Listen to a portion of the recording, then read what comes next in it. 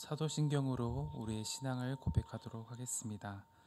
전능하사 천지를 만드신 하나님 아버지를 내가 믿사오며 그 외아들 우리 주 예수 그리스도를 믿사오니 이는 성령으로 잉태하사 동정녀 마리아에게 나시고 본디어 빌라도에게 고난을 받으사 십자가에 못 박혀 죽으시고 장사한 지 사흘 만에 죽은 자 가운데서 다시 살아나시며 하늘에 오르사 전능하신 하나님 우편에 앉아 계시다가 죄로서 산 자와 죽은 자를 심판하러 오시리라.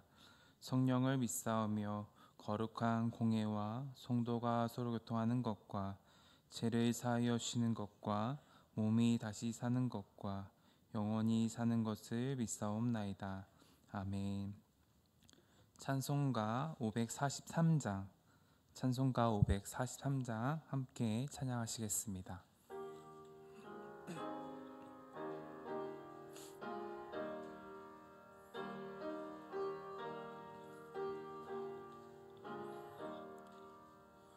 어려운 일 당할 때 나의 믿음 적으나 의지하는 내 주를 더욱 의지합니다. 세월 지나갈수록 의지할 것뿐일세. 무슨 일을 망해도 예수 의지합니다. 성령께서 내 마음 밝히 비춰주시니 인도하심 따라서 주만 의지합니다. 세월 지나갈수록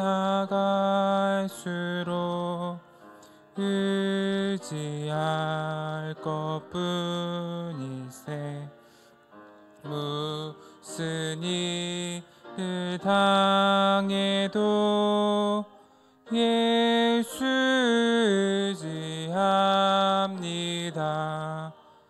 밝을 때의 노래와 어두울 때의 기도로 위태할 때 도움을 주께 간구합니다. 세월 지나갈수록 의지할 것뿐일세. 무슨 일을 당해도 예수 의지합니다. 생명이 있을 동안에 의지합니다. 천국 올라가도록 의지할 것뿐일세. 세월 지나갈수록 의지할 것뿐일세. 무슨 일을 당해도 예수 의지합니다. 아멘. 오늘 우리가 함께 나눌 말씀은 누가복음 9장 28절부터 36절까지 말씀입니다. 누가복음 9장 28절부터 36절 말씀, 제가 가진 성경으로는 신약 107쪽에 있습니다. 한 절씩 교독하시고 마지막 한 절은 합독하도록 하겠습니다. 이 말씀을 하신 후 8일쯤 되어 예수님께서 베드로와 요한과 야고보를 데리고 기도하시러 산에 올라가사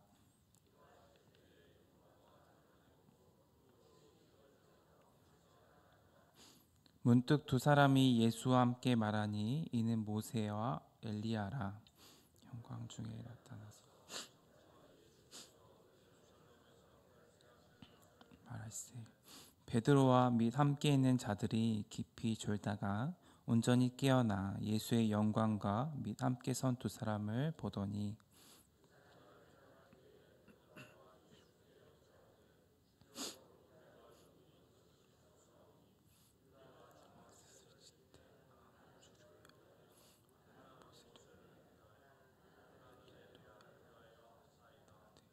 자기가 하는 말을 자기도 알지 못하더라.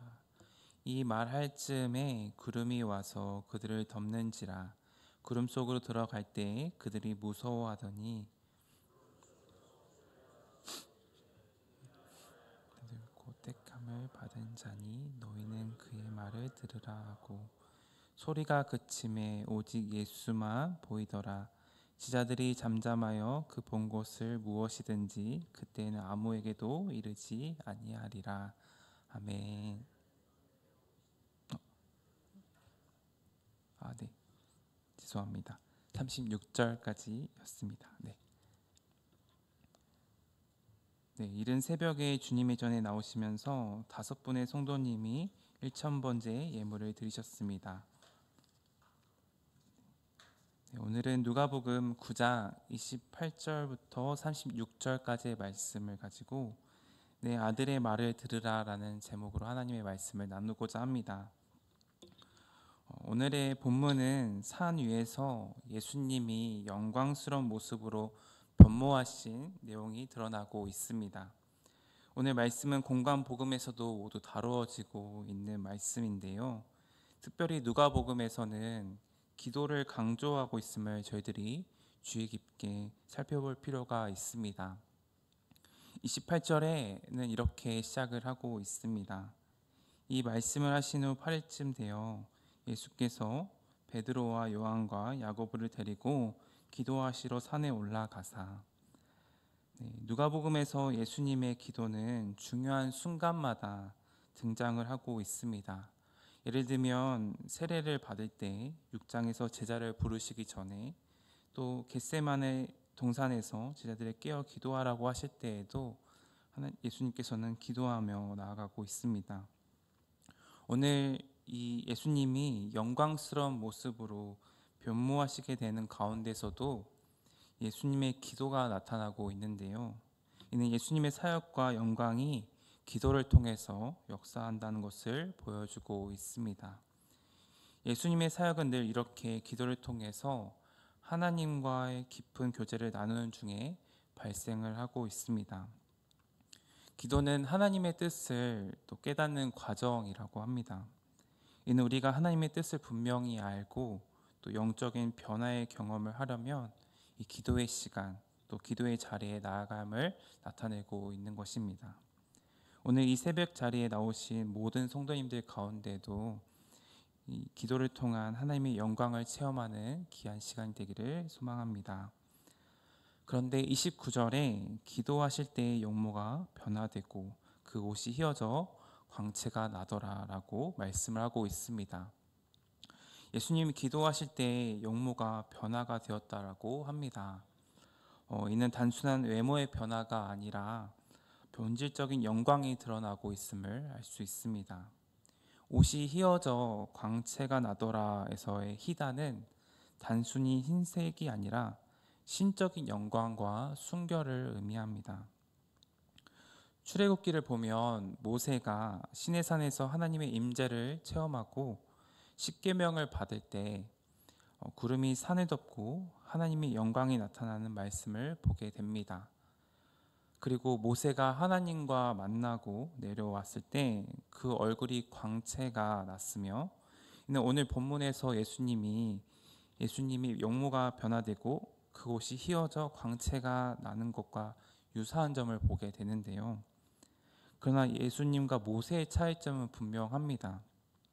모세는 하나님의 영광을 반사한 것이라고 한다면 예수님은 본질적으로 하나님의 영광을 지니신 분이라는 것이죠.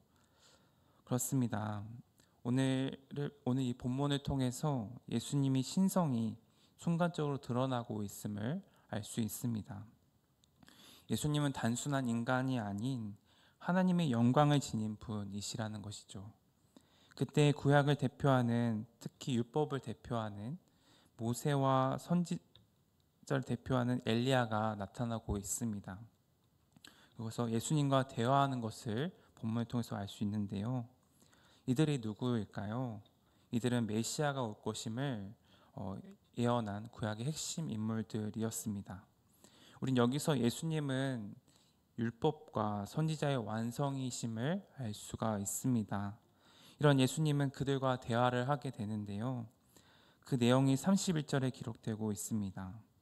영광 중에 나타나서 예수께서 예루살렘에서 별세하실 것을 말할세. 여기서 예수님은 예루살렘에서 죽음을 이야기하고 있습니다. 그런데 여기에도 깊은 의미가 담겨져 있습니다. 별세라고 번역된 헬라어 이 원문을 보면요, 엑소더스라는 원문을 사용하고 있습니다. 우리말로 번역하면 출애굽과 같은 단어입니다. 이는 단순한 죽음이 아니라고 하는 것이죠. 출애굽과 같은 예수님의 구속 사역을 이야기하고 있는 것입니다. 이스라엘이 애굽의 속박에서 자유를 얻었듯이 그리스도의 죽음은 죄의 속박으로부터 성도를 자유롭게 하시는 것이 주님의 소명임을 밝히고 있습니다. 주님께서 목숨의 대가를 치르시기까지 성도를 사랑하셔서 구속의 역사를 이루실 것을 이야기하고 있는 것이죠. 그런데 베드로와 제자들의 반응은 어떻습니까? 32절을 한번 보도록 하겠습니다. 함께 32절 봉독하겠습니다. 베드로와 및 함께 있는 자들이 깊이 졸다가 온전히 깨어 예수의 영광과 및 함께 있는 두 사람을 보더니, 제자들이 졸고 있었습니다.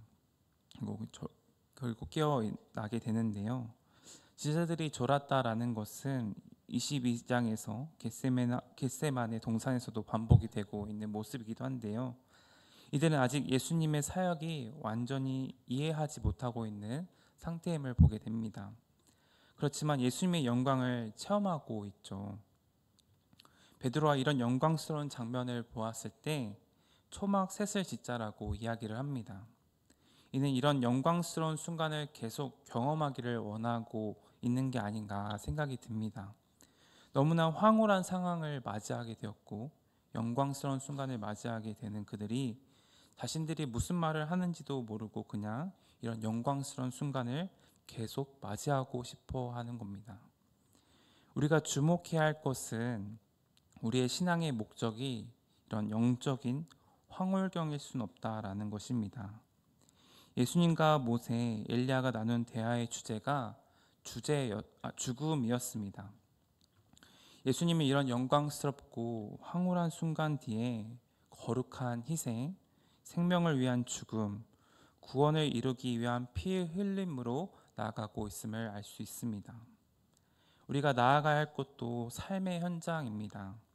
교회 가운데서 충만한 은혜를 받았다면 거기서 머무는 것이 아니라 그 은혜를 받은 우리는 삶의 현장에서 나아가서 은혜 받은 성도의 삶을 살아가야 하는 것이죠. 35절 말씀을 보면 구름 속으로 소리가 나서 이르되 이는 나의 아들 곧 택함을 받은 자니 너희는 그의 말을 들으라 하고, 예수님이 세례 요한에게 세례를 받으실 때에도 하늘로부터 소리가 나서 이는 사랑하는 나의 아들이라 라는 하나님의 음성을 듣게 되는 구절과 병행을 이루고 있습니다. 세례 요한에게 세례를 받으실 때는 언제일까요? 바로 예수님이 본격적으로 공생의 사역을 시작하는 그 시점입니다. 그리고 오늘 본문의 시점을 구분 지어 본다면 이제 사역을 마무리해 가면서 십자가에 못 박히러 가시기 전에 시점이라고도 할 수 있습니다. 즉 예수님은 사역을 시작하면서도 또한 사역을 마무리를 하시면서도 하나님의 음성을 통하여서 자신이 어떤 길을 걸어가야 할지를 분명히 아셨고 그 길을 묵묵히 감당하며 나아가시는 분이 바로 예수님이셨습니다. 예수님은 본질적으로 하나님의 영광을 지니신 분이시지만 그 영광에 머물지 않으시고 자신이 걸어가야 할 고난의 길을 걸어가고 계신 것이죠. 그리고 하나님은 제자들에게 그의 말을 들으라고 하십니다. 제자들은 영광스러운 모습만 보려고 했지만 예수님의 영광은 십자가의 고난을 통해서 완성됨을 우리는 알 수가 있습니다. 베드로처럼 현재의 영광을 붙잡고 싶어하는 것은 어쩌면 우리 인간이 가진 어쩔 수 없는 본능일지도 모릅니다. 우리는 신앙생활 속에서 쉽게 만족하려는 유혹, 이 모습을 경계해야 합니다. 우리는 신앙에서 감동적인 순간이나 또 기적을 경험할 때 거기에만 머물고 싶어 할 수가 있습니다. 그러나 진정한 우리의 신앙의 모습은 일상의 순종과 십자가를 따르는 삶 속에서 예수님의 영광을 체험하는 것 가운데 있는 줄 믿습니다. 예수님은 사역을 시작하면서 또한 사역을 마무리하는 가운데서도 하나님의 음성을 듣게 됩니다. 나의 아들, 택함을 받은 자. 택함을 받은 자는 곧 보내심을 받은 자이기도 합니다. 하나님의 택함을 받은 자로 이 땅에 보내심을 받으셔서 보내심을 받은 그 삶을 온전히 이루시고 완성해 나가고 계십니다. 자신의 소명을 이루어가고 계십니다. 우리들 또한 하나님은 우리를 자녀 삼으셨음을 기억하기를 소망합니다. 그 우리들 또한 보냄받은 자들입니다. 베드로처럼 영적인 황홀경에만 머무는 것이 아니라 하나님의 뜻을 이루며 나아가는 저와 여러분들이 되기를 소망합니다. 기도의 자리에만 있고 예배 현장만 목말라 하는 것으로 세상의 생명을 불어넣을 수는 없습니다. 우리의 마침점이 되신 예수 그리스도를 본받아서 영의 호흡인 말씀을 통해 바르게 신앙 고백을 하고 기도를 통하여서 하나님의 은혜를 구하고 하나님의 뜻을 구하며 나아갈 때 그것을 삶 속에서 하나님의 은혜를 나누고 고백하는 저희들이 되기를 소망합니다. 그럴 때 우리의 힘이 되시는 하나님께서 그의 나라가 임하는 것을 우리에게 보여주실 것이고 변화산 위의 영광이 그대로 우리의 삶 가운데 내려올 줄 믿습니다. 언제나 어디서나 주님의 그 크신 사랑과 은혜 가운데 거하며 그것을 삶 가운데 나누는 귀한 저와 여러분 되기를 소망합니다. 기도하겠습니다. 사랑의 주님, 세상의 열매들을 보니 먹음직도 하고 보암직도 합니다. 지혜롭게 할 만큼 탐스러움에 우리의 마음이 현혹되기도 합니다.